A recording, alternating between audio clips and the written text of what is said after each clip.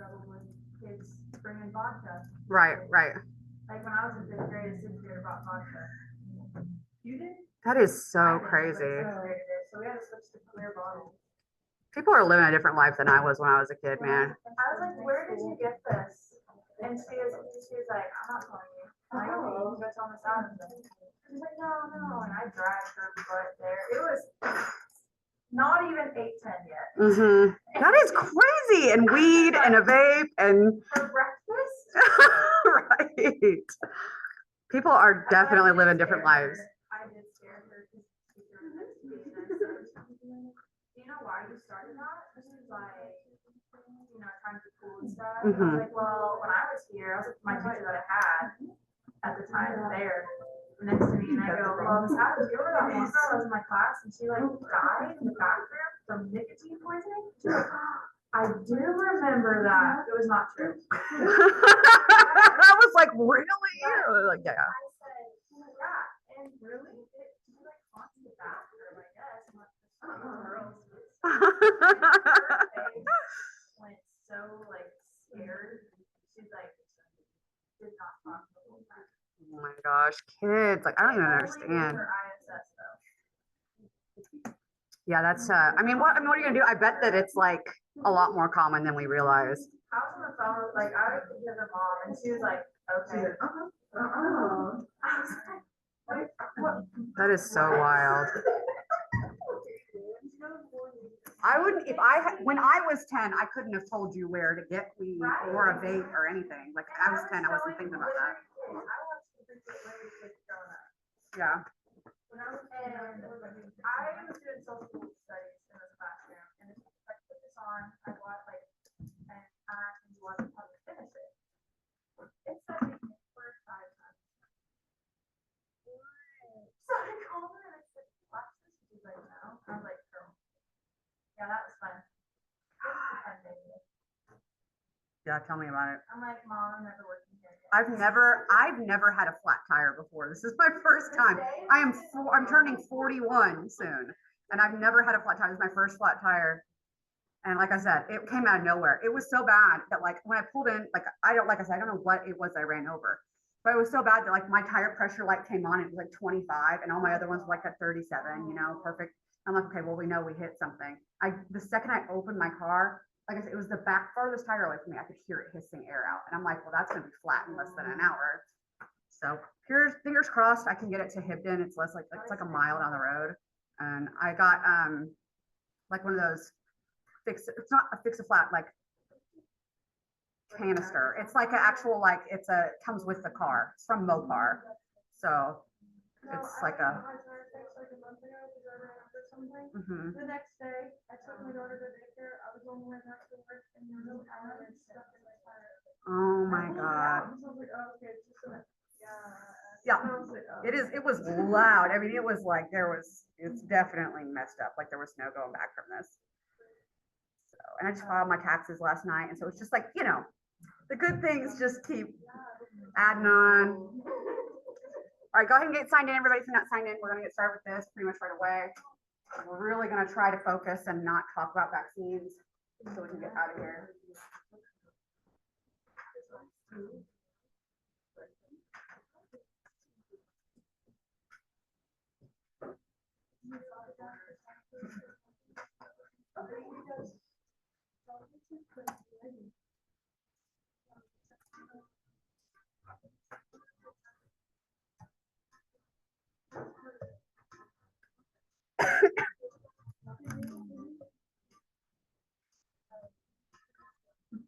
All right, we're gonna get going. Gonna do a quick one.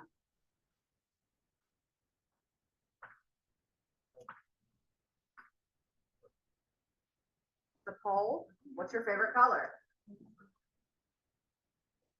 You have to choose from the choices. So if it's not one of these, sorry. This is a trick question. Yeah.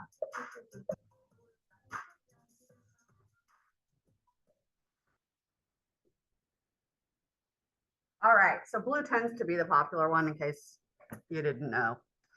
My husband's favorite color is purple, and so you'll see me sometimes I have like purple cases, or I'll have like purple I buy it for him, like to send his cute little way to be like, have your favorite color. I don't like purple. I don't. I'm like a blue green person. But yeah, that's it. That was it. All right, so it's just so I could get attendance from you guys. All right, let's do this. We're doing chapter 11 today. Chapter 11, we're going to be talking about microbial control. So this is all the methods that we use to keep microbes in our environment, literally under control.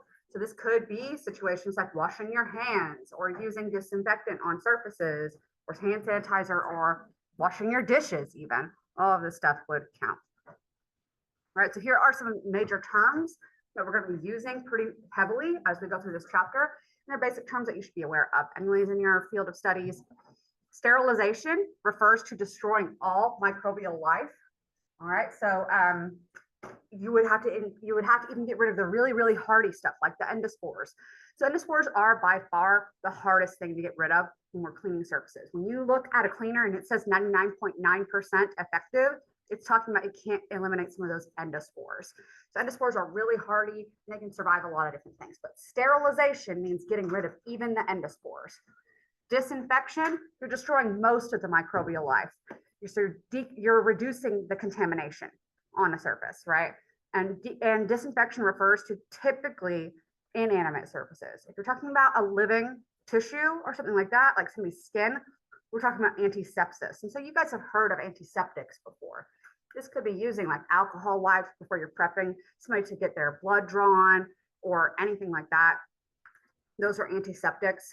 And then decontamination is the mechanical removal of microbes. This means literally physically removing the microbes. This could be from washing your hands. So we could make it so where the microbes are going to get caught up in the suds and get literally physically washed away. But anything that's actually destroying the microbes, that's disinfection. If we're just removing them, that's decontamination. And so this could include like filtering something. We're going to talk about that. Yeah, a little bit. Yeah, a little bit. So we're going to get into our physical agents and our chemical agents. I typically lump my mechanical methods with my physical ones. It's supposed to talk about decontamination, but still, we're going to go through each of these, but this is a great chart to come back to like test your knowledge and see where these methods fall into. A reminder here that bacterial endospores are considered the most resilient of all of these. I'm trying to get my names up on the board so that nobody's going to be surprised by questions later if we get to them. So bacterial endospores, we know that these are structures that these organisms can make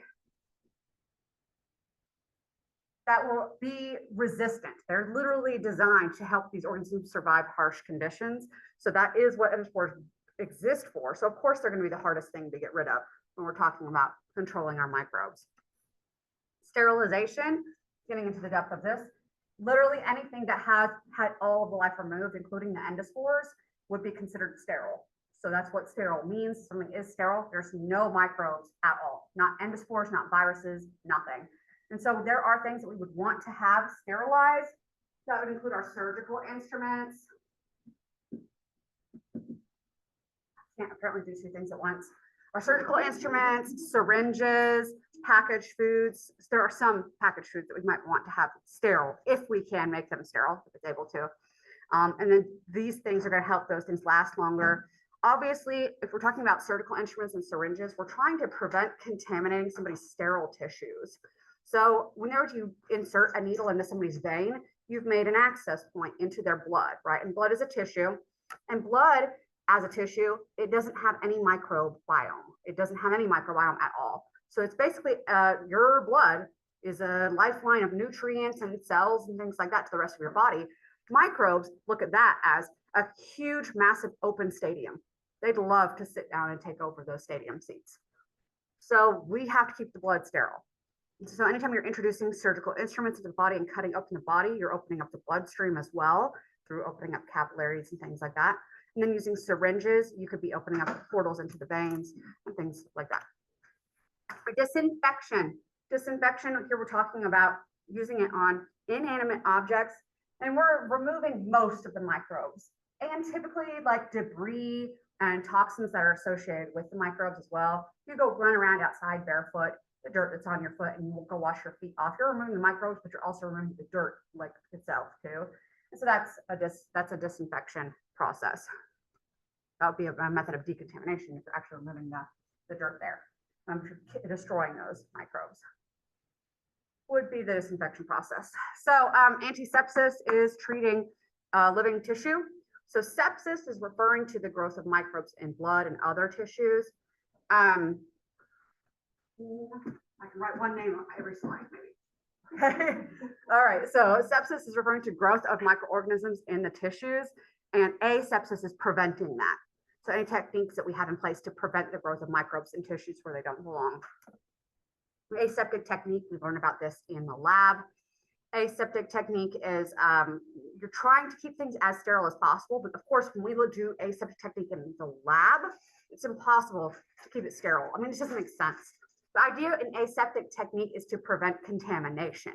That's the real take-home message with aseptic technique, preventing contamination. All right, so anything that is a chemical that we would be using to get rid of microbes on living tissues, we call those antiseptics. All right, static agents and cytal agents, right? So I guess skip cytal. I thought cytal was first. Cytal agents are agents that are going to be killing. Static agents, agents that inhibit growth. And it really is that simple, like what we learned with our bactericidal and our bacteriostatic. That's with bacteria. But you can have fungicidal, you can have virucidal, you can have all of these things that could be referring to cytal or static. These are suffixes that we can apply to the larger groups. So microbicidal or germicidal, you're getting rid of the microbes of the germs, right? Same thing with the static, microbistatic or germistatic, you are essentially suspending the growth of these organisms. All right, decontamination, literal mechanical removal of these microbes through usually filtration or using soap or something else to just remove the microbes from a surface. So now we can group our medical devices into things that we need to keep sterile, things that we need to keep clean, but don't necessarily have to be sterile, and then things that we don't mind if it gets a little bit dirty, you know, that sort of stuff. So that's basically how these are divided up. Critical medical devices, we need them to be kept sterile because they're coming in contact with sterile tissues. We need to keep the tissue of your body, like the blood, sterile. So semi-critical medical devices, these are things that come into contact with mucosal membranes. This would be like respiratory equipment and things like that. And then non-critical medical devices, these are things that don't touch the patient or are only exposed to intact skin. This would be like door handles, the bed, the bedding, things like this for the most part. And then our agents that are going to be getting rid of our microbes are physical or our chemical agents. These guys are going to be attacking the cell wall, the membrane, the ability to make DNA or RNA. This could be DNA replication or it could be transcription. And then the proteins. So these are the 4 ways that these methods can target our microbes. With our proteins, we could be talking about preventing making the proteins by preventing translation. So inhibiting ribosomes from functioning, or it could be by denaturing the proteins. So that's a pretty common way to control proteins as well, or by acting as a competitive inhibitor. We can do that too. So getting into these in a little more detail, with our cell wall, we can either block the making of the cell wall, we can digest the existing cell wall, we can just break it down a little bit just to make it more susceptible to other chemicals. So those are all different ways that we could attack the cell wall. Detergents and alcohols, like the alcohol in our hand sanitizer, are pretty effective at disrupting cell walls of these organisms. They can have other effects as well. So detergents and alcohols, actually, both of them can also affect the cell membrane. And so we could have molecules that affect the cell membrane through their own chemical action. But one of the most common ways that we can affect the cell membrane and therefore disrupt the integrity of the ability to hold what's in the cell in and keep what's outside the cell out. Remember, that's our selective permeability.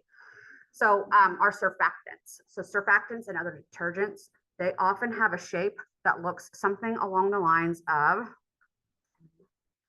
this, with like a polar or charged head. It's usually positively charged. And then we have a long tail, or maybe 2 tails. This looks pretty similar to our phospholipids. Remember, our phospholipids have the negatively charged head, This is positive. So this is the only kind of caveat there, but it mimics how our phospholipids work. And because it has this positive charge, it's actually going to get in and interact with those negative heads really well. And so what happens with our surfactants is they mimic our phospholipids in a way and can get in between our phospholipids. And then that leads to destabilization of the membrane. So stuff that is outside can get in, so that will allow for transfer of other chemicals into the cell, or stuff that's in the cell will get out. So now you're not keeping your nutrients, and the things that you needed in the cell were in there for a reason. So that stuff starts leaking out. And so that's how things that affect the cell membrane, at least our surfactants, that's how our surfactants will operate on our cell membranes. All right, there's also molecules that can just affect the ability of our microbes with their DNA process or their RNA process. Some of these more obvious ones will be like when we talk about radiation, we have damage associated with DNA with radiation. So that's a pretty obvious one that affects DNA really directly. But there's other chemicals and things like that that could inhibit ribosomes or could inhibit any of these steps in transcription or translation. We can also affect the proteins that are already made by denaturing them. We've talked about denaturation before. Your native state of a protein is the shape where it does this work. Like the normal working shape of it is called the native state. Denaturing is changing that shape so that it can no longer do its function anymore. We can do that through warm, moist heat. Moist heat is like one of the best ways to cause denaturation of proteins. So this example here that it has is like when you boil an egg. If you boil an egg, can you go back to how it was before? No, like this is impossible. That's a ridiculous thing to even consider, right? Because you've denatured all those proteins. Once you boil the egg, it's done. Can you uncook a steak? No. Once you've denatured the proteins that are in your steak, they're done. They're cooked. And that's what cooking is all about. It's about denaturing those proteins that are in your food. And so it makes it more easy for your body to break down, but it also kills the microbes that were on your food too, which is why we have temperatures that you're supposed to reach when you're cooking certain foods, so we can cook the microbes that are in there and denature their proteins and kill them. That's the whole point of that. Other effects on proteins, other than moist heat, we have the organic solvents that can lead to denaturation. They literally interact with the chemistry of the proteins and cause them to change shape. Obviously, we have pH. That was an obvious one that we talked about before. It disrupts your pH, your hydrogen bonds in the attraction forces that are holding your shape of your protein together. And then we have metallic ions that can literally just bind in the active site and act as a competitive inhibitor and stop your proteins from being able to work. So those are all ways that you can see things causing changes and whatever. So if this is your actual native state protein over here on the left, you could completely denature it and just break it down completely to its primary sequence. You could cause it to change just a little bit to change its shape so now it can't bind with the substrate, which is what's happening here. Or you could add other agents that are acting as competitive inhibitors and binding in the spots where the substrate would bind. So other than heat, we also have radiation, filtration, ultrasonic waves, and cold. We're not really going to talk about ultrasonic waves that much, but that can actually literally break up molecules by using sound. But radiation and filtration and cold, we are going to talk about. So let's get into our moist heat. So anything that involves hot water, boiling water, or steam also counts as like treating your food or whatever with moist heat. The effective temperature range for treating our things to get rid of pathogens and things like that, it ranges from anywhere from 60 degrees Celsius up to 135 degrees Celsius. So keep in mind that the body temperature is 37 degrees Celsius and that boiling is 100 degrees Celsius. To put this into perspective a little bit, boiling is 212 degrees Fahrenheit. So we're talking about high temperatures here. We're talking about, upper 100s to 200s and higher. So temperature of steam can be regulated by adjusting the pressure. So if we put something in a container and put pressure into the system, we can actually cause the temperature to rise higher than what it normally would at like boiling temperatures. And so this is going to lead to the denaturation of the proteins, as well as the moisture helps with coagulating the protein. So that's the important point that we have with moist heat. The moisture involved in that is what's going to help with coagulating the proteins. And that's why you need a lower temperature if you have moist heat than what you would if you had dry heat. But you can use dry heat. So temperature ranges for effective dry heat microbial control would be 160 degrees Celsius and up. Here we're dehydrating or even igniting and leading to, incineration, oxidizing the actual molecules of the organism. And then that releases carbon dioxide from the carbon-based organic molecules, and then we will be left with ash afterwards from burning. So to put this in perspective, if you are treating something at 121 degrees Celsius with moist heat, you could only have to expose it for 15 minutes. Whereas with dry heat at the same temperature, if you don't have moisture added in, come on, dude, then you have to go for 600 minutes. We're talking 10 hours. So you went from 15 minutes up to 10 hours just by taking out the moisture. That's the difference. So that's how much more effective moist heat is. 16, there's Nikita. We finally got all our names on the board. We got number 1 will be me, number 2 will be Carmina, number 3 will be Desiree, number 1, and 4. Number 4 will be Eileen, and then we have Lakita for the 5th one, just so we know, if we get to the questions, right? I know y'all crossing your fingers that we won't. All right, so this is going to get us to this idea of talking about temperatures and times being exposed to the temperatures as what we're determining is effective. So for each microbe that you're looking at, or maybe each situation that you're looking at, you would want to know your thermal death time and your thermal death point in order to make sure it happens in my thermal. So just don't. I say something about it now, everybody's gonna watch me do it. I should have just gone and done it and nobody would watch. Like my jaw tired because I'll sit there and like chew it like for over and over and over again. I've been had that piece of gum for hours now already. My jaw is getting tired. So thermal death time is the amount of time that it takes at a particular temperature. You pick 37 degrees. Well, I hope you wouldn't pick 37. Let's say you pick 60 degrees Celsius as your temperature. What is the amount of time, the minimum amount of time that you need to kill the microbes at 60 degrees? So that is the thermal death time. And a thermal death point is you get 10 minutes to kill your microbes. What temperature do you need to be at to get them all dead in 10 minutes? That's the thermal death point. So the thermal death time, how much time would it take at this temperature? The thermal death point, you get 10 minutes. What temperature do you need to be at to kill everything? So those are 2 aspects of treating with heat that you would want to be aware of. So let's move on to some of our moist heat methods now. Boiling water is, you can literally boil water and use that to disinfect. Notice that I say you can disinfect with this. I did not say you can sterilize. You do not sterilize with boiling water. Boiling water doesn't kill endospores. You'd have to go through a special process of boiling and cooling and boiling and cooling at specific times and timing it with that microbe's life cycle and all of this stuff in order to actually sterilize with boiling. Because most of the time how people boil, if you boil something for 30 minutes, it's not going to sterilize it. It's just going to disinfect it. So generally speaking, boiling water does not sterilize, all right? But it's perfectly fine to boil things and get them very well disinfected. It's just you might still have some endospores left over, okay, because they're so hardy. So that's the issue with boiling water. So it doesn't sterilize, but it does disinfect pretty well. Pasteurization, you've heard of it and you probably didn't know what it was. Obviously, it's named after Louis Pasteur, who we've talked about previously with germ theory. But Louis Pasteur also developed this process called pasteurization, named after him, obviously. This is a method of warming something up to a certain temperature and then cooling it down and then continuously doing that. And so that can get rid of some pathogens and can still keep the integrity of that liquid. It's almost always done with liquids.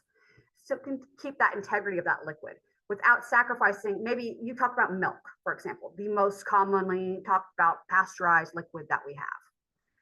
So milk is pasteurized. It is not sterile. And we know that because if you take milk that has been pasteurized and you seal it up, even if the milk jug was completely sterile, if you've pasteurized milk and you put a lid on it and you put it in a fridge and you leave it there for 4 months, is that milk still going to be good? No. Why? Because there's microbes in it still. It's not spontaneous generation of the microbes. Those microbes were already there because pasteurization doesn't sterilize the milk. If we were using heat to try to get rid of the microbes that are in your milk, it would destroy the proteins and things in that are in the milk. And so that's why we pasteurize milk. Anybody ever heard of ultra pasteurization? Ultra pasteurization is using higher temperatures than what the FDA or the USDA would require. So it's using higher temperatures or more frequent exposure or more times of exposed. Because that's what ultra pasteurization is, exceeding what's required. Anybody have a favorite milk brand? Brahms. So I will tell you this, hands down, Brahms is usually the favorite in my classes. You want to know why Brahms tastes better? It's ultra pasteurized. So they pasteurize at higher temperatures than other milk brands like Highland. So you taste Highland and it has a bad taste to it. It's not bad milk, but it has a worse taste to it than Brahms does. Anybody here drink Lactaid or anything with lactose-free milk? Okay, so I only buy lactose-free milk because my husband is lactose intolerant. I hate milk. I hate it, dude. And so when I married my first husband, they were a Catholic family and they drank milk with every meal. And that's what they had at every meal. So I had to always just make sure I had a glass of water. Otherwise, all I had was milk out on the table. And so that's all they had was milk and water. They didn't drink soda or anything like that. So I hate milk, you guys. I think it's so disgusting. I don't like the way that it tastes. But when I have my Oreos or when I have my coffee, I like milk. So I buy Lactaid milk. And Lactaid milk will have it'll have a use by date on it. Where like I bought my last Lactaid milk, I bought it at the time of like February, like early February, I think. And it lasts until the end of March. That's its date. And even if you open it, guaranteed it'll last the whole time. It won't smell bad, it won't go off, nothing. Because it's been ultra pasteurized. And if you don't drink a lot of milk, go buy a brand that ultra pasteurizes and it will last longer. So Fairlife is another brand that does that. And then the only difference, like if you have never tried lactose-free milk, it tastes the exact same as regular milk. The only thing they did was add an enzyme in it to break down the lactose sugar in it, and it doesn't make it like it tastes any different. Promise. So if you don't drink a lot of milk, you don't like to be wasteful of your milk, then buy something that's been ultra pasteurized like Lactaid or Fairlife or sometimes even Brahms. It'll last longer in your fridge and it will taste the exact same, if not better. Because the only difference to me is it doesn't have that off taste to me. So it tastes better to me when I buy Lactaid. Anyways, so there you go. So pasteurization is alternating between these temperatures. We're not even hitting boiling because we're not trying to denature the proteins in the milk. We want to keep the milk intact. This will get rid of a lot of the pathogens, but it will not sterilize. Okay. Like a lot of beverages are treated this way, like beer and kombucha and things like that. It's been pasteurized to get rid of some of the microbes. So it's not too much of a heavy load. Instead of be dangerous for you for consumption. All right, so now we're getting to steam. We've done boiling, we've done pasteurization. Now it's steam under pressure. So an autoclave is a great example of steam under pressure. We have a device that increases the pressure inside of the chamber. And by increasing that pressure to 15 PSI, that will allow you to raise the temperature to 121 instead of just boiling at 100. Now you can get up to 121. We typically expose things for about 20 minutes and it will sterilize them. Autoclaving is the best moist heat method for sterilization by far. So this is great for heat resistant materials, as well as things that are not going to be damaged by water exposure. So if you have certain kinds of metal instruments will be more likely to rust. So this could damage things that are, going to be susceptible to rusting, or any like plasticware that is likely to melt. There's certain plastics that won't, but some of them will. So you would use this for heat resistant materials like glassware, cloth, and metal instruments. Reusable surgical instruments can often be autoclaved and reused. Especially if you work in a veterinary clinic, you're going to be relying on autoclave, so you're not using disposable things quite as much, just because of the cost associated with veterinary medicine. When I volunteered at the Humane Society Spay and Neuter Clinic. I volunteered there, and so it was like the surgeons that were doing the spay and neuter, like they would literally just like one after another animals on the table, and they'd like change the linens and like put a new animal up there, and then they'd get a new packet of sterile instruments out, and then when they were done with that, they'd just drop the instruments in a bucket, and I'll go get the bucket and I'd clean off the instruments with a sonic instrument thing, put it on in a bath, and it like shoots sound waves at it to remove debris, and then you might brush off some of the other tissue that got stuck in it or whatever. Then you wrap it up in some cloth and you pop it in an autoclave, and then you get it out and it's on to the next thing. And so they were just like cycling for hours a day, just one after another, spay and neuter, spay and neuter, spay and neuter, just constantly back to back. Yeah, yeah. Yeah, so I mean, and so they'll reuse those instruments and just autoclave them in between, and it completely sterilizes them. There's no viruses or endospores or anything left on them. So it's pretty helpful with reusing and not being wasteful. This is an example of an autoclave and how it works. You don't have to know the parts or anything like that, but it just shows you a demonstration of, you have a big chamber and you can have desktop size ones. I worked in a lab at my graduate school where they had an autoclave that was the size that you could walk into. It was a room that was an autoclave. And so that whole room was pressurized and would, you know, allow you to do the whole, anything in the room would get sterilized, but it was like, you don't see those a lot. Most of them are going to be the size of like one of these tables. All right, dry heat, we know about incineration. This is literally burning things to ash, so we're oxidizing the molecules. Bunsen burners operate at about 1,870 degrees Celsius. So we're really truly incinerating there. But proper furnaces and incinerators are going to operate at temperatures for anywhere from 800 to 6,500 degrees Celsius. Obviously, if you're burning a whole body for cremation, you'd want to pump it up on that temperature. So we use this as a means of sterilization. You can still sterilize with just a hot air oven, like you might have an oven at home. You can actually get to these temperatures, 150 to 180 degrees Celsius. You can pop your oven on at 350 degrees and put something in there for 2 to 4 hours. If you were in an emergency and needed to sterilize something, if it can withstand the heat for 4 hours, you could sterilize it. Okay. So this would be useful for things that can't withstand moisture. All right, cold is not typically used to kill things. Only some microbes will be killed by cold temperatures, but actually most of them are not going to be killed by them. We actually use cold to preserve our microbes. So that's why I keep all of our like master cultures in the fridge. Like they won't grow, and things that are introduced from the environment won't be able to contaminate it and grow, but they'll survive it just fine. You can get them out of the fridge after weeks and they'll still be able to be recultured and grow. So don't rely on refrigeration to kill things, and even freezing isn't usually enough to kill most microbes. So just FYI. And there are a group of microbes called psychrophiles, but those guys actually survive and thrive in freezing temperatures. Desiccation refers to drying out our microbes, removing all the moisture from them, and literally just desiccating them, drying them out. And then we have radiation. So moving on to our next physical control. Radiation is using energy waves that will cause the electrons that are in your orbitals to come into higher orbitals, and they can be ejected out of the orbitals from the energy that you're putting in from the radiation. So this will be gamma rays, X-rays, and ultraviolet radiation mostly. So anything, basically, we're talking about shorter wavelengths, so tighter waves on our wavelength scale. So the shorter than what our visible light spectrum would be. So that is UV up to X-rays up to gamma rays. The higher you go towards gamma rays and then beyond, so the shorter your wavelength, the more dangerous the radiation associated with those guys.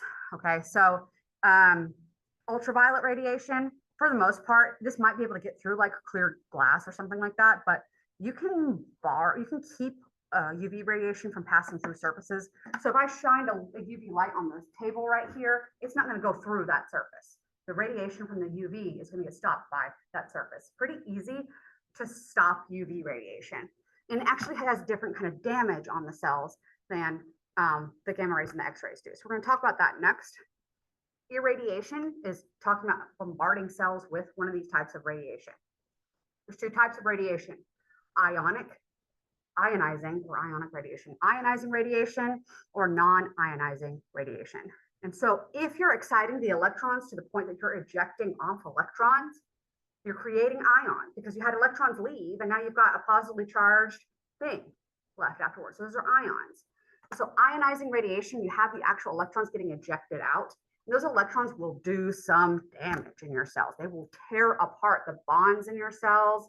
The ions will interact with other molecules around them, causing damage to the molecules in your cells. And so ionizing radiation can actually cause damage, not just to your DNA, but to your cell walls, to your cell membranes, to your proteins. Anything that is a molecule can get broken apart by these ejected electrons. So you guys want to go check out Chernobyl? I told you guys that I'm old enough to remember Chernobyl. happened in 1986. I was very young, but I remember people freaking out about it, is what I remember. So that was 86 when that happened. It's a nuclear power plant meltdown. And still to this day, what they call the elephant foot, which is like the site of where the nuclear reactor meltdown happened, the elephant foot matter is still so radioactive that if you get to it, I mean, you're going to die if you're exposed to this.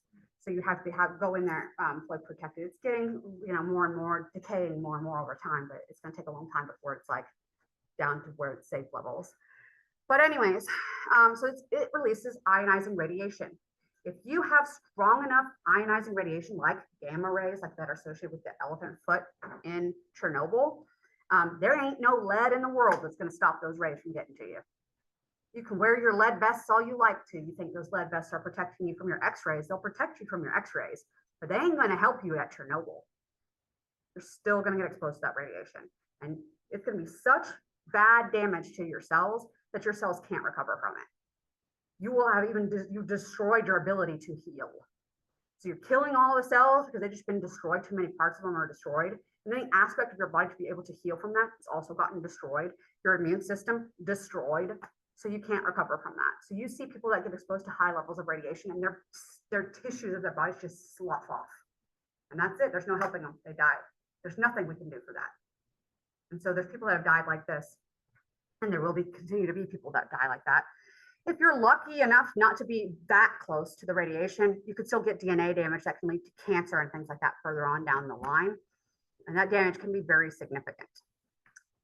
So if you're working with ionizing radiation at your job, if you're working with x-ray machines, that's ionizing radiation, but it's just x-rays. So x-rays aren't as bad as the gamma radiation. And so the x-rays will be, if you're exposed to it a lot, that's why you'll wear the lead apron or stand behind those walls that will have usually lead lined in them. That will prevent the x-rays from getting through, and that will protect you from being exposed repeatedly and repeatedly and repeatedly. If you fly a lot, somebody asked me this question. If you fly a lot and you're going through those x-ray machines, they have extremely low levels of radiation. And it shouldn't be an issue, even if you fly a lot, to be exposed to that. But even like the workers that are working near that, they're not close enough to it. It's that weak of radiation. So that has been tested repeatedly. It is more exposure than what you'd be exposed to on a daily basis with radiation. Are you getting exposed to radiation on a daily basis? Absolutely. Even x-rays right now, just from the universe. There's rays coming in from the universe all the time that's bombarding your cells with this stuff. Your cells have the ability to repair this to an extent, but at some point it gets overwhelmed and then it just can't repair it anymore. And so that's actually the goal when you're treating microbes, right? You're trying to kill those guys as much as possible. And with ionizing radiation, you can expose microbes to ionizing radiation and kill them even if they're inside of this remote control. You can expose this whole remote control to ionizing radiation, and what's inside of here would also be sterile because it can pass through the tissue, the container. So when you see those little packets of like syringe needles or whatever, and you like open up the paper and the plastic, and then you can pull out the little needle or attach it to your little vacutainer system or whatever it is that you have, or your syringe, whatever you're using. And syringe comes in a little paper packet too. You can open that up. What they'll do is just make a plastic syringe, or they'll make your needles or whatever, and then they package it up like that. They don't sterilize it before they package it, y'all. They make it in the package and then pass the whole thing through ionizing radiation. The whole thing is sterilized. So when you open it up, even the inside of that paper is sterile. It's sterile. They've irradiated those suckers. So they are completely sterile. So that's how sterilizing things like our consumables would work. Did you have a question? Yeah, so like Band-Aids that are sterile, like at Walmart, that's how They've been irradiated. Yeah. And so there's foods that will be irradiated as well. This allows the radiation to pass through the food and then penetrate deeper in, and what you can't just autoclave food. So things that are sensitive to heat that would be destroyed by heat, you can expose them to these radiation and it'll kill the microbes, but still maintain the integrity of whatever the material is. All right, so non-ionizing radiation, that's our UV. UV radiation is non-ionizing. So what UV radiation does, I'm gonna move on to the UV stuff, within its range of light, which is a lot closer to the visible spectrum. And you guys know UV radiation. I mean, of course, we know what UV lights are. It's the purple lights. And now that we go to like, Integris urgent care facilities and clinics and things like that, they always have like the purple lights on the outside. That's because who's going to the clinics? Sick people. So they're trying to kill the microbes in the environment around the sick people before it spreads on to other people near the area. So UV radiation won't penetrate. So that's the downside with UV radiation. It's less dangerous to us, but it also won't penetrate any materials. But if you're working in a biosafety cabinet, like the hood thing that we have like in the micro lab, we don't really use it, but it's back there. But it has the little door that opens up and down. And it's made of all metal on the inside, and it would have air flowing through it to keep the microbes in there. And then after I would use something like that, I would be able to turn on the UV light, and the light would shine on the surface. And it could potentially sterilize the surface, but it can't penetrate through, right? So there's advantages to UV and to ionizing. UV works differently. It doesn't eject off electrons that cause all this damage. UV causes when your A, T, C's, and G's in your DNA, it causes the T's to bind to the guy next to them instead of to the A across from it. And it'll cause covalent bonds to the guy next to him instead of interacting with the A with the hydrogen bonds across from it. So this messes up how DNA is going to read whenever you're trying to make a copy of the DNA. And so that's what leads to changes in the genetic code that can potentially lead to cancer from UV radiation. We have the ability in our cells to make repairs to this kind of a damage, but only to a certain extent and only if you catch it early enough. So for most part, being exposed to UV radiation, we have a safety net in place for that. If you get too much UV radiation, it can lead to more likelihood of your T's binding together instead of across from each other. That's what this is depicting there. All right. Decontamination, again, removing microbes by physical methods. Decontamination could be filtering air or liquid. If the pore sizes are small enough with your liquid filters, then you can actually sterilize liquid that way. We can't make air filters that tiny because the air just doesn't flow well through those tiny pores. But liquid, if you are patient and you have the time to be able to filter liquid through tiny, tiny little pores, you can filter out anything. And so this is physical removal of the microbes from like the liquid or whatever. Osmotic pressure is referring to curing things with sugar or salt. So you have so much sugar or salt on the outside, that hypertonic situation, you're drawing the water out of the cell and the cell shrinks down. That's called plasmolysis. And this can be deadly to the bacteria. So let's move on to our chemical control methods. Okay, cool. Really doing pretty good on track. So our chemical control methods. Most of the time we use our chemicals in liquid form. Sometimes we use them in gas. We might store them in solid form, but we don't usually use them in solid form. If we're using it in a liquid form, we can use it as an aqueous solution, which is what it sounds like, aqueous, like aqua, it's water. Or we can use it as a tincture. A tincture just means it's mixed with alcohol. All right, so we have a different level of germicides when we're talking about our chemical control methods, and they align with how we were rating the items as critical, semi-critical, or non-critical. All right, so our high-level germicides are used on critical items, things that we can't, if you can't sterilize it with heat, and it's a critical item, then you might treat it with one of these chemicals. Okay, so these, if these high-level germicides can sterilize if you use them properly. This would include catheters and heart-lung equipment and implants. These are heat sensitive, so we can't just autoclave these things. Intermediate level germicides, these are things that are going to come into contact with your mucous membranes. This would include our respiratory equipment and our thermometers. And so we might not need to get rid of endospores on these guys, but we want to get rid of many microbes as we can. And then our low level germicides, you still want to remove vegetative bacteria and fungal and some viruses, but you're willing to have some leeway there.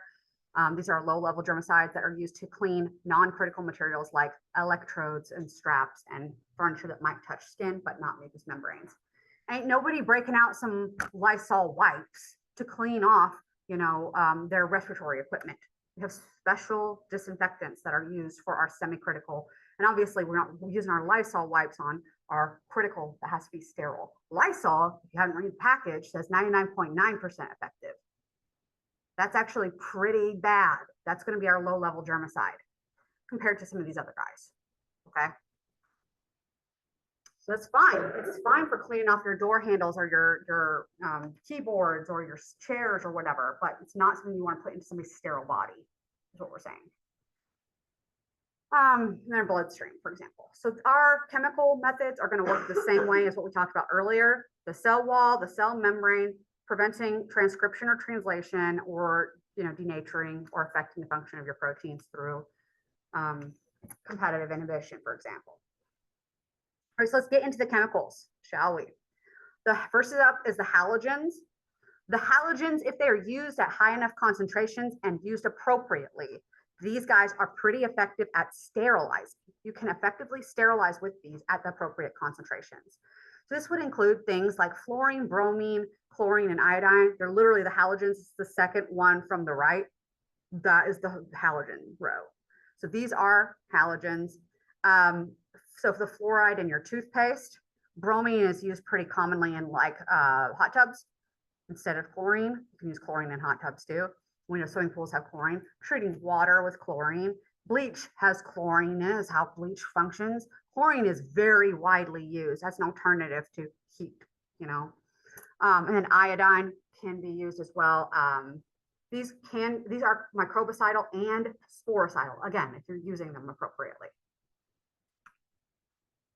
So it can slowly kill endospores. It takes long-term exposure to these things in order to kill the endospores when you're using chlorine. And so there is the ability for it to sterilize if it's used at high concentrations for long periods of time. Most of the time we're using it at dilute levels, and that's fine. It's still pretty effective for us as a disinfectant when we use at diluted levels. This would be like gas form of chlorine, hypochlorites, which would be like bleach, chloramines, and then hypochlorous acid is another one that your neutrophils make in your own cells, but they sell it now in skincare products and actually has a nice like sort of soothing effect on the skin as well as being antimicrobial. So, but yeah, these are less effective if they're exposed to light. If they're exposed to alkaline pH, they like to have an acidic environment in order to be able to work. And if there's too much organic matter. So what's organic matter? Too much blood, too much pus, too much urine, too much feces. Believe me when I tell you, if you're going into healthcare, whether it's animal or person, you're going to be dealing with situations where these sorts of germicides might not work as well because of those sorts of environments. So obviously bleach would fall into this category. It's a hypochlorite. We often use chloramines for treating water, for your drinking water. It's why it has a chlorine smell to it. Next, we'll move on to iodine. Iodine can also kill endospores over a long period of time, but it is a little bit toxic. It's toxic and it can be irritating to your skin. So it's not as favored anymore now in healthcare, but you still will see examples of iodophores out there. So an iodophore is a tincture with iodine. And this would include betadine, povidone iodine, or isodyne. So you've probably seen these used in healthcare environments. This is what they'll put on the skin. It looks brown liquid, and then it turns the skin like a yellow color after it's been applied. So that's iodine. But again, it can be irritating and people can be allergic to it. All right, phenol is our next category. Phenol and the chemicals that are related to phenol, which we call phenolics.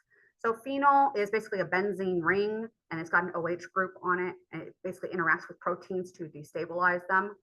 So it can denature proteins that way. It does not sterilize though. And it's pretty toxic and it's pretty like irritating as well. So this is not commonly used in areas that are going to involve people being around the actual phenol itself. But man, do I love the smell of some phenol. It's a very nostalgic smell. So this is that chloroseptic spray smell like we saw with the carbol fuchsin. Carbol fuchsin, the carbol part of it, carbolic acid, which is another name for phenol. So that's the smell in that one. But we have molecules that are based off of that same chemistry that we call phenolics. Again, these are not going to be sterilizing agents, but they do work for disinfection. Phenol was originally used by Joseph Lister as a germicide in his surgical suites to help with disinfection in there. So that was what it was first used, and it's used as the standard today that we compare all of our other germicides to. So we want things to be at least that good is the idea. All right, so one of the phenolics that you will be familiar with, if you are not already, is chlorhexidine. Chlorhexidine is a phenol-based molecule, and it's present in things like Hibiclens, Hibitane, or Paradex. And so you can actually get mouthwashes that have chlorhexidine in them. You can buy Hibiclens over the counter at like CVS and stuff like that. So if you're having outbreaks with staph or some sort of skin infections, you can actually shower with Hibiclens, And HibaCleanse and chlorhexidine cleanses like HibaCleanse are what we're going to be using in our scrubs for surgery. So if you're in surgical scrubs, so if you guys go through, rotation, wanting to learn about being scrub nurse, and you're going to have to scrub into surgeries, you're going to be using HibaCleanse. Basically, this is got chlorhexidine in it as well as surfactants in it. And you're going to physically remove the microbes as well as expose them to this chemical for denaturing their, and it's very effective at doing that. Okay. Alcohols. So now we're getting into the alcohols. Alcohols have a lot going on with how they can affect the cells. They can disrupt the cell wall.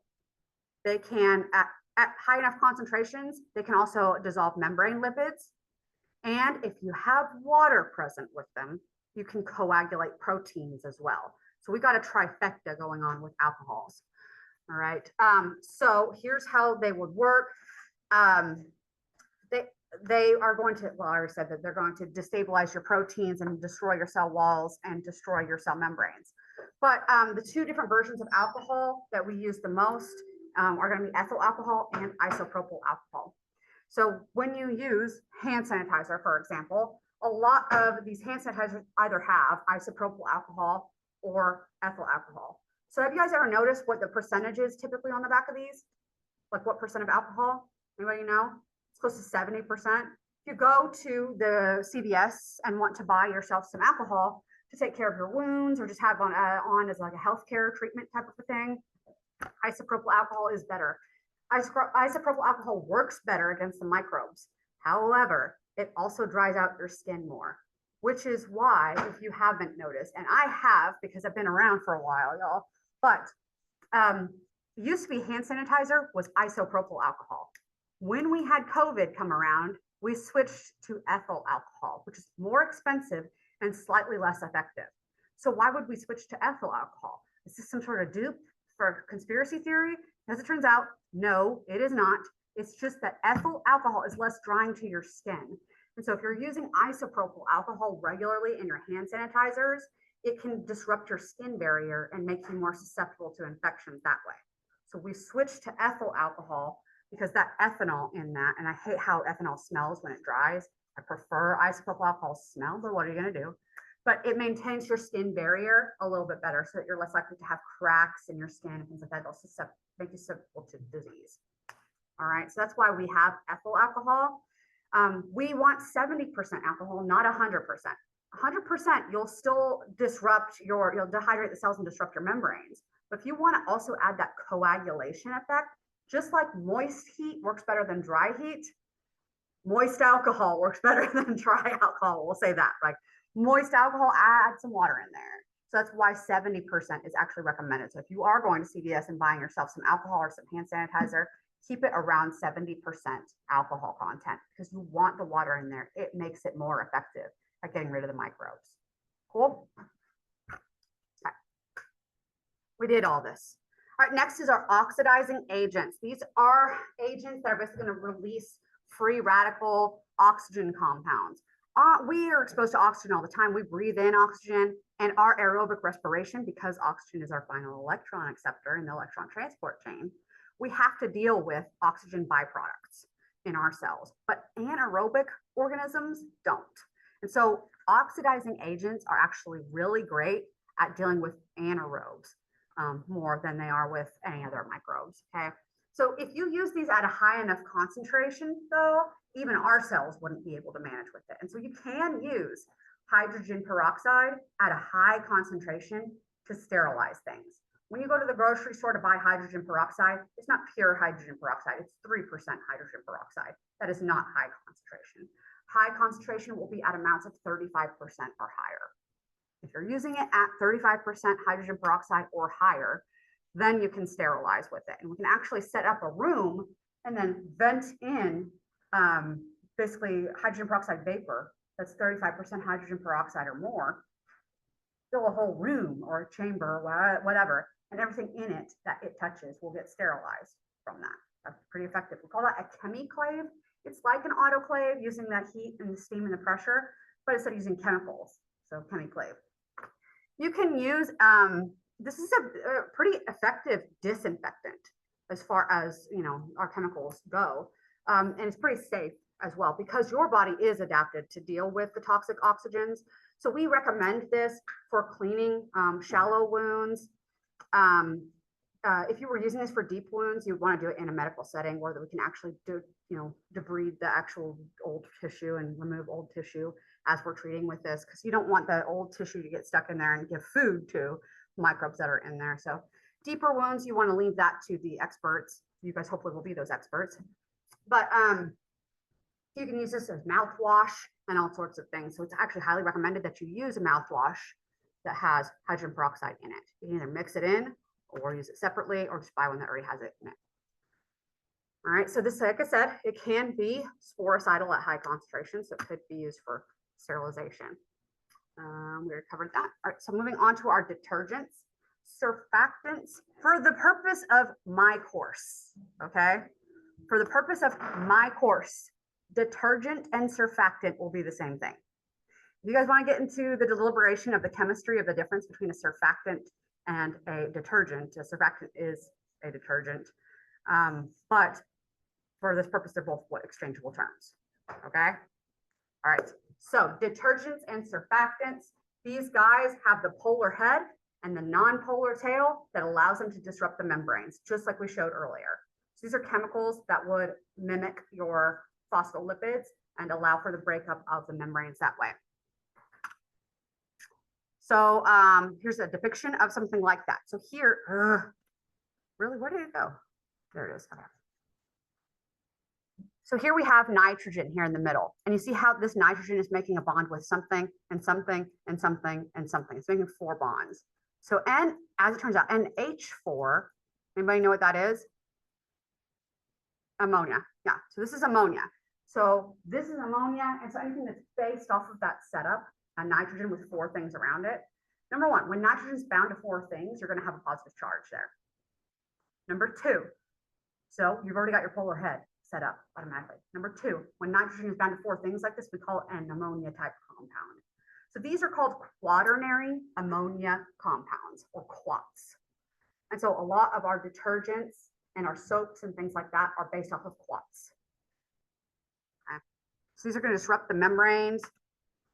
We see these often in solutions. It doesn't always have to suds up, but they do have still this property of ability to weaken the membrane. Pseudomonas bacteria are bacteria found all over in our environment. They actually grow in the presence of like soap dishes and things like that. So when you start feeling like your soap dish is getting a little gnarly, it's probably Pseudomonas that's growing in it. So this is not super powerful, but if we can weaken the membranes, it'll make you more susceptible to the other chemicals that we're talking about. And so that's the idea, is you can combine this with other aspects to make it more effective. So we usually combine this with chlorhexidine or iodine, for example. Now the heavy metal compounds. The heavy metal compounds will basically act as competitive inhibitors. So they'll bind in the active sites of our proteins and block the substrates from being able to bind. And that inhibits our bacteria from being able to work. I mean, even DNA polymerase, it's ACE, it's an enzyme. You could potentially inhibit it as well. So these are usually going to be mercury, silver, or gold. And we know silver is found in all sorts of compounds. You can buy scrubs now that are embedded with silver in the material. There's countertops that you can have that are embedded with silver. And all of these are going to be antimicrobial. Most ophthalmic solutions, certain cosmetics, everything have mercury in them. This is where I tend to get off course, but I'm going to just say really quickly. Vaccines. Some vaccines in the past have been made using mercury-containing compounds. The mercury that you would be exposed to from those vaccines is abysmally smaller than the amount of mercury that you get exposed to every day just from like eating or drinking food and drinks. I want to be very clear about that. So if you're having problems with the mercury in a vaccine, you probably aren't functioning very well from just being exposed to food or soda. How are you doing? That's what I would ask. That's all I'm going to say. Now, and also, just to finish that up, to polish that one up, there has never been any actual, viable, verifiable evidence of mercury being linked to autism, especially not vaccines being linked to autism. I mean, if you were getting a ton of mercury, you're going to have health problems, but it's not like verifiable that if you have this amount of mercury, you will have autism. That's never happened. And there's never been any link to any vaccines to autism. If you think there was, you're getting your information from a lying source, a false source. Because there was a paper published once about how mercury in vaccines was associated with autism. It was published by a man who was paid to publish those results. And it was never verified by any other scientific paper. In fact, every scientific paper that tried to verify those results only showed that that was false. And he had to admit that he had falsified that information. He lost his medical license because of it. And that paper was retracted. So if you're leaning on some paper that some guy posted saying that vaccines lead to autism, you're leaning on false information. You can stay stuck in that rut if you want to. I'm just trying to help you, okay? All right, or your loved ones, or your friends, or maybe you're not your friends. I don't know who you hang out with, okay? So aldehydes, moving on, aldehydes. Aldehydes target microbes by also breaking down the proteins, coagulating the proteins, denaturing their proteins, and all this stuff. These are any molecules that have a CHO group. And there's three major groups that we're going to talk about. The problem with aldehydes is they can be unstable. They often can evaporate. They don't work well in different variations of pH and things like that. And then the one that is the least toxic is also the least effective and the most expensive. So glutaraldehyde and formaldehyde. Glutaraldehyde is it's an excellent chemical for sterilizing things when used in high enough concentrations, but you cannot use it on tissues. Typically, you can use it to sterilize things that have been exposed to organic matter, but you're not going to use it on a person, typically, unless they did, right? So we use this for embalming fluid. Same thing with formaldehyde. It's really very useful for sterilizing, disinfecting surgical instruments that can't be exposed to heat and that sort of stuff. And we use it as an embalming fluid. But these are dangerous chemicals that can cause damage to living tissues. We don't expose these to living tissues, okay? One thing that's way less toxic than glutaraldehyde or formaldehyde is orthophthalaldehyde. You're welcome. I won't make you spell that. So this orthophthalaldehyde or LPA, it's very similar to glutaraldehyde, but it's not as effective and it's more expensive. It does not sterilize either, but you can use it around living tissue. All right, so you don't have to wear like respiratory masks just when you're using it, which you often do with high levels of formaldehyde and glutaraldehyde. All right, next are our gases, ethylene oxide and chlorine dioxide. These guys are used for sterilizing usually big areas. So whole rooms or buildings can be sterilized and everything in those rooms and buildings. So one of the things that somebody asked me, I was like, what would ever be a situation like that? Well, for example, when the Senate was attacked with anthrax in 2001, they had to sterilize all the offices and they used chlorine dioxide for that. But one that's more commonly used for chemiclave purposes, so filling a chamber or a room with a chemical to kill everything in it, that's a chemiclave, would be ethylene oxide. But ethylene oxide is explosive and carcinogenic. So we don't use it a lot except in situations that really call for it. So in our very few BSL-4 laboratories in the United States, these are the laboratories where they work on Ebola, they wear the suits even in the laboratory. You know, their air is pumping out their suits are pumping out air. So if you got a puncture in the suit, air would come out so the microbes can't get in. And the room itself is what we call negative pressure because so the suits are positive pressure, air rushes out. Room is negative pressure to ensure that air rushes out of the suit, but also if you were to compromise the seal of the room itself, air would rush into the room and not out. So that's how they're set up. But at the CDC, they have 4 of these BSL-4 labs, and they only operate in one at a time. And they're going to rotate every like month or so. They're going to rotate to a different lab, or if there's a spill or something like that, rather than trust themselves to clean it out, they'll just shut that lab down and pump it full of ethylene oxide and let it sit like that. And they'll cycle their labs like that on purpose. And that way they always have backup labs, and they always have a lab that's clean. There can be one that's cleaning, or if there's a spill, there's always another clean lab they can move into, something like that. So they always have 4 labs, and they'll just cycle in between them and try to keep everything as clean as possible that way.